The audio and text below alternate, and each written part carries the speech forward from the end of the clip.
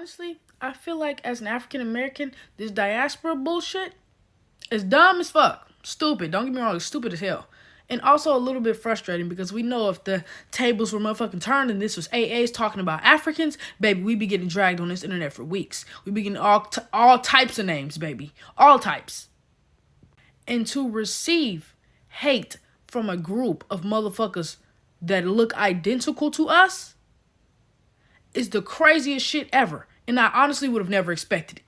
And then some of y'all, your excuse as to why you did the trend is because you were called an African booty scratcher in middle school. I was called an African booty scratcher. I'm not even African. So if you're going to try to come up with a reason as to why you dislike African Americans, use something else. And let's not forget, we were all 13. I don't know anybody in 2022 that's still referring to any black people as African booty scratchers. So if we're going to be anything, let's be fucking for real. And y'all have always, the ones that dislike African Americans, you have always wanted to make it seem like that we hate you guys just so much, when really it's the other way around. Because let's be honest, this shit is one-sided as a motherfucker right now. Because in our African American households, we were not taught to dislike people that look just like us, because that's dumb shit. But in your household, something else is going on. You guys are sitting at the table brainstorming slurs to call other people that look just like you. Is akata the word? And y'all thought y'all ate with that shit and you didn't. You definitely regurgitated. Because I didn't forget the trend where y'all got on this bitch and let us know how much your black African parents hated your African American peers. And the crazy thing is, those same parents that call us those slurs are those same parents that filled out mountains of paperwork to get their asses over here on land that was built on the backs of our ancestors. The reason you are able to free roam here today. It's crazy, isn't it? And then I see some of y'all living in America talking about some, oh, America isn't that great. America isn't all that. You're right. Yet you get on your knees begging and pleading your parents for mercy when they want to send you in the next box to Africa because you came in your curfew 2 minutes late. I've seen it. So, if we're going to be anything, let's be fucking for real. So, I totally agree with you that the diaspora war is really stupid. But I also believe that this video is very condescending and is downplaying the African experience in America, which honestly, you know nothing about. Now, you said something about Africans being upset because they were called booty scratchers in middle school and that we're holding on to that grudge. Now, I'm going to start by saying let's not pretend that our childhood doesn't shape us to be the individuals that we are today, because it does. But it's more than childhood, middle school experiences of being called African booty scratchers. Even today, at the grown age I am, 22, people ask me if I live in a hut, if I have clean water, if I swing from trees, if I hunt lions. I have been made fun of my accent, my parents' accent, my cultural food, my cultural attire, like at my big age, grown people. So it's not just something that happened in middle school. I know you might not experience it, but it's what we experience. I have been told by an African American that I have no right to talk about the Black experience, even though I've been called the N-word by white people and I experience racism and I present as Black to the outward world. Also, I don't agree with your point that you said that this is a one-sided war. I believe that the fault is on Africans and African Americans. We both had a part to play in this divide. Come on, let's be for real, like you said. So, little backstory, when my parents came to the country, they were in their 20s, like 24 or ish, you know? And my dad was a potato cutter and he was a taxi driver. My mom worked at McDonald's. Now, after going to school and schooling and working hard, my dad is a medical manager of an ICU and my mom runs a foundation and she also is a supervisor for the Department of Health. Now, in those years to get to where they are now, they experienced so much ethnicism. And yes, it was from African Americans. Also white people. You know, the whole 9 yards, monkey sounds, making fun of their accent, trying to copy the accent, everything. But let's talk about how this divide started.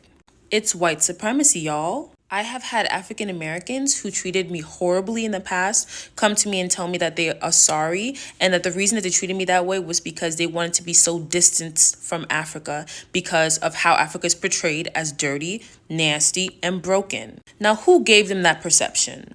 It's giving white supremacy. Now, you talked about Africans talking bad about African Americans. It didn't happen in my household, but it does happen. Some Africans see African Americans as lazy gangsters, unemployed, baby mamas, and whatnot. We all know this is not true. But where do you think these stereotypes came from? White supremacy. Now, you said something about your ancestors building America. I'm going to address that in the next part. Also, no hate to this creator. Love you guys. Meet me in part 2. And African diaspora debate is nothing but internalized racism. Not all Africans, but most Africans have that internalized racism due to colonization.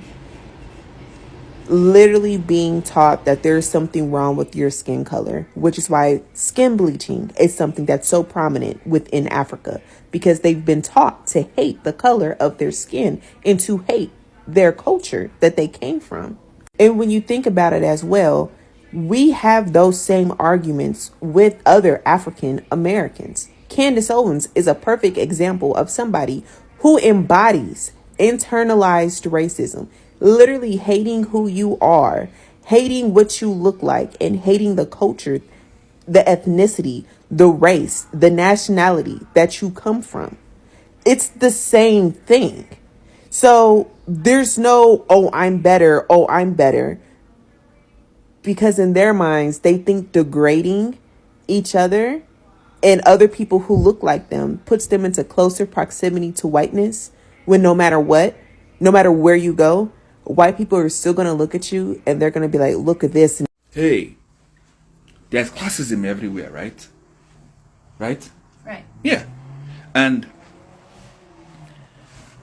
regardless of people's places of origin, Nigerian, African, African American, Caribbean, there are people who are classist who will appear condescending because of their level of education, right? And their financial status. Yeah. But I'm also thankful for members of the African American community who are very eager to unite with members of the African community and the Caribbeans. At the same time, I'm also thankful for members of the African community, Nigerian community, who are very eager to unite with members of the African American community. I'm not showing you. I'm not showing you. No problem. Or the Caribbeans. So at this point, it's this conversation about Akata, African Booty Scratcher, can go on till we all die. The origin of the word Akata was graceful. It meant it was for members of the Black Panther movement. But at this point, it means different things to different people.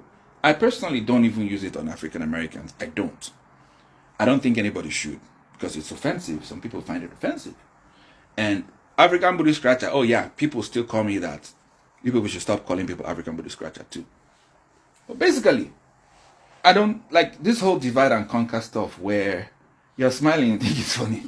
Where you think it's me against African Americans against me against Caribbeans. We have been playing what's the word? We've been dancing to the tune of the puppet master for ages. Are we not tired? Are we not tired of fighting one another? Eh? If it's not an East African saying, it's West Africans who, or West... Yo, listen up, people. Listen up. Trust me, I get the frustration because I didn't know anything about hate between African Americans and Nigerians until I visited the US.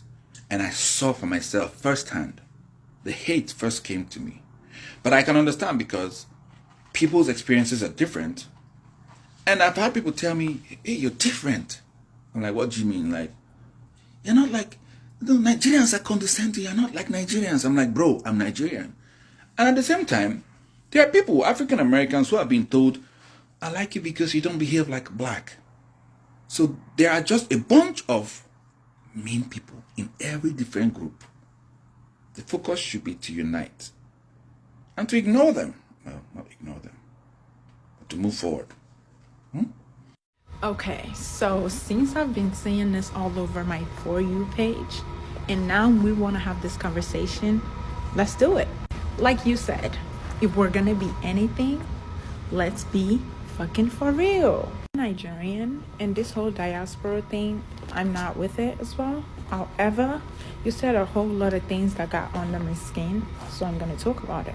Let's rewind all the way back to middle school. I had a friend in middle school, a very tall, beautiful, dark-skinned chocolate lady. There is no passing day that she didn't have to go through bullying, specifically in the hands of African American. Not only do they call her African booty scratcher every single day, they would purposefully do things to make her get in trouble. Now let's talk about my experience, shall we? You can hear me, I speak English, you speak English. I've had African Americans tell me they don't understand what I'm saying, and I speak just like this.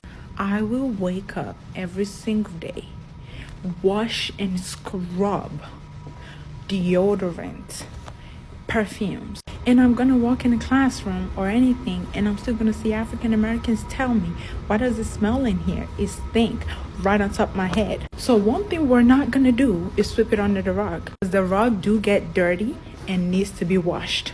I know a lot of people that got fired from their job because an African American went to the supervisor to say something or to complain. So one thing you're not gonna tell me that it is one-sided, because it's not. But somehow it is everybody's fault but yours. Before, y'all made sure everybody knew you weren't African. Doesn't matter if everybody was black. No, y'all made sure we knew. But now that Africans are distinguishing themselves, it's a problem. Now it changes to a situation of you're black, I'm black, what's the problem? You said in our household, we're sitting around the table brainstorming what to call someone. Do you live in my house? Since you know me so well, what did I eat last night? The word akata is not an insult. To Africans, akata is African American. White people, we call them oyibo. So it's not a slang, it's not an insult. Don't take it as though. And listen here, there's nothing wrong with filling out paperwork to come to America. Because we want better education and better future and better careers doesn't mean we want to be here. Majority of us don't even like it here. A lot of kids beg and plead because they don't know any other reality except being in America. Trust me, babe, you didn't hit with this. It ain't it. You were doing so good until you kind of gaslighted us, but it's all good, it's all good. Now here, I was looking at a paper called Examining the Social Distance Between Africans and African Americans, the Role of Internalized Racism. Now, first off, they described a relationship between Africans and African Americans as a socially distant relationship. This can trace its roots back to colonialism and slavery, like we obviously know. Now, in this paper, they discuss how racism affects people who are on the receiving end of it psychologically and physiologically. In this paper, they discuss how Africans and African Americans completed the modified nationalization inventory, which was basically something that measured the presence of racist beliefs in individuals. And surprise, surprise, it came from slavery and colonization and racism and discrimination, and you know the rest. Then the paper goes into another rampage about how racism affects people on the receiving end of it psychologically. Here it says, it is hypothesized by several authors that one of the remnants of colonialism and slavery evident at the end of colonial rule is the kind of self-loathing and dual consciousness of a kind of self-not-self persona, especially among African Americans. It's also shown that this same self-not-self ideology is present within Africans who experience similar experiences of white domination. Here it talks about coping styles and says perceived racism and internalized racism may evoke psychological stress responses such as anger, paranoia, anxiety, helplessness and hopelessness, frustration, resentment, and fear. Further down it says this describes an individual who may see no way of escaping the situation and thus seeks no relief from him or herself, thereby developing a form of learned helplessness. I basically lost it in the paper, but it eventually said that this leads to us attacking each other with stereotypes of each other. And to be honest, that's all it really comes down to, is Africans and African Americans associating each other with stereotypes. Now, I don't like how some African Americans who make these videos gaslight us Africans for our experiences and sort of tell us we just have a victim mentality. I don't think we should be crying about it, but it is something that is generally true. You know, I'm not generalizing when I say African Americans made fun of Africans, because that is something that generally was true. Like 99% of Africans have this experience with African Americans, meaning that our first experiences with each other were not good ones. I'm talking like first generation Africans. Now, recently, I have been seeing African Americans make an effort to reach their African roots and embrace them and all, which is a good thing, and I encourage you guys to keep on doing that. But it is illogical to disregard the experiences Africans have faced. I have to chime in here because I haven't seen a lot of videos with the AA versus Africans conversation, but this propaganda, this is so westernized.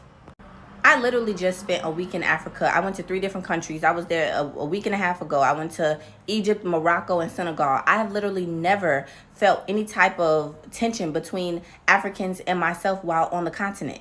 And that was not my first time on the continent. I have been to Ghana, South Africa, Tanzania, Kenya. Literally no country I've been to made me feel unwelcomed or like I wasn't a part of those people, that land, nothing.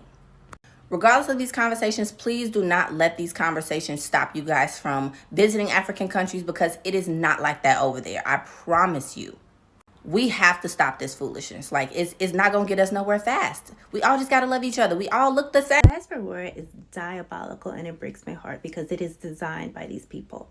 So my mother is Jamaican and my father is African American, and my mother is 74. So she grew up when Jamaica was still a colony of England. And they taught them nothing. They taught them no American history, and they especially didn't teach them no damn African American history.